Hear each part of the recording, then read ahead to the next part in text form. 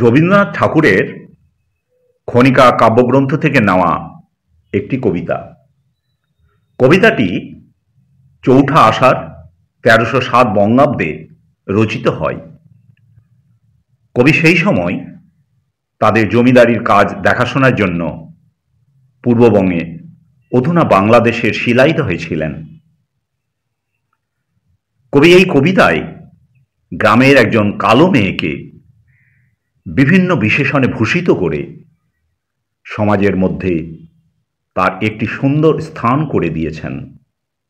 কবিতা কৃষ্ণকলি। কৃষ্ণকলি আমি তারেই বলি, কালো তারে বলে গাঁয়ের লোক। মেঘলা দিনে দেখেছিলেম মাঠে, কালো মেয়ের কালো হরিণ চোখ।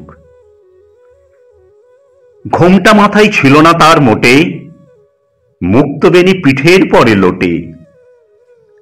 কালো, তা সে যতই কালো হোক, দেখেছি তার কালো হরিণ চোখ। ঘন মেঘে আধার হলো দেখে, ডাকতেছিল শ্যামল দুটি গায়। শ্যামা মেয়ে ব্যস্ত ব্যাকুল পদে, কুটির হতে ত্রস্ত এলো তাই। আকাশ পানে হানি যুগল ভুরু, শুনলে বারেক মেঘের গুরু গুরু। কালো, তা সে যতই কালো হোক, দেখেছি তার কালো হরিণ চোখ।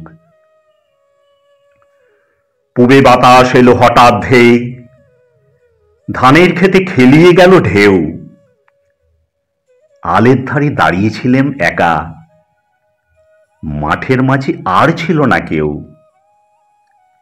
আমার পানে দেখলে কিনা চেয়ে, আমি জানি আর জানে সেই মেয়ে।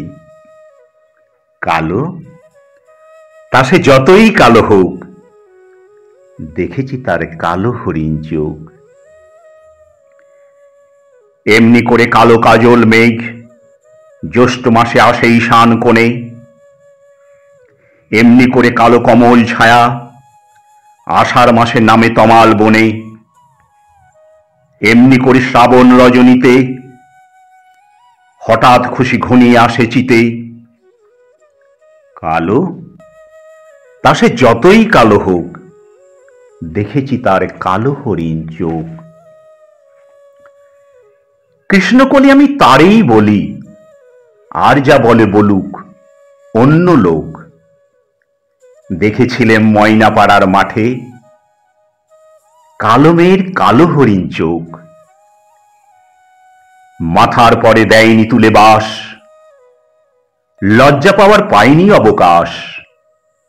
কালো, তা সে যতই কালো হোক, দেখেছি তার কালো হরিণ চোখ।